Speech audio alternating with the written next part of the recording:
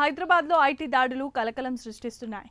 Googi properties and developers Anvita builders లో IT అధికారులు సోదాలు నిర్వహిస్తున్నారు.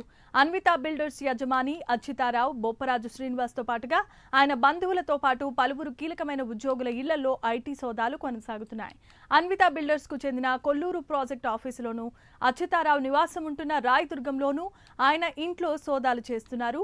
30 చోట్ల ఏకకాలంలో ఐటీ అధికారులు తనిఖీలు నిర్వహించారు. కొల్లూరు, రాయదుర్గంలోనూ తనిఖీలు నిర్వహించారు.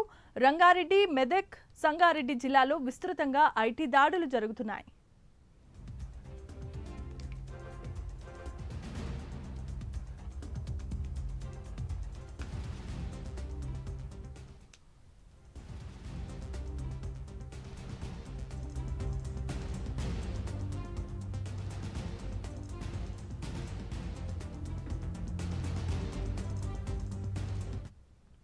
ఇక హైదరాబాద్ లో ఏకకాలంలో 30 చోట్ల ఐటీ రైడ్స్ కలకలం రేపుతున్నాయి. ఇదే అంశానికి సంబంధించి మరిన్ని అప్డేట్స్ ను మా ప్రతినిధి కుమార్ అందిస్తారు. కుమార్, హైదరాబాద్ లోనే ఐటీ సోదాలు మరొకసారి కలకలం రేపుతున్నాయి. రియల్ ఎస్టేట్ వ్యాపారులే లక్ష్యంగా మరోసారి ఐటీ సోదాలు ఈ రోజు ఉదయం నుంచి కూడా కొనసాగుతున్నాయి.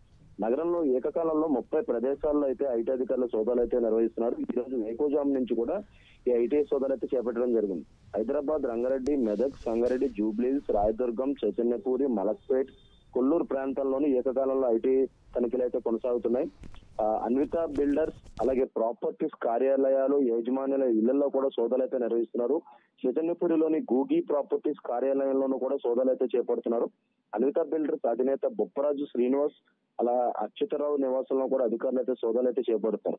మలక్పేట్ నియోజకవర్గ కాంగ్రెస్ నేత షేక్ అక్బర్ నివాసంలో అలాగే ఆయనకు చెందిన గూగి ప్రాపర్టీస్ కార్యాలయాల్లో కూడా ఐటీ సోదాలు అయితే కొనసాగుతున్నాయి.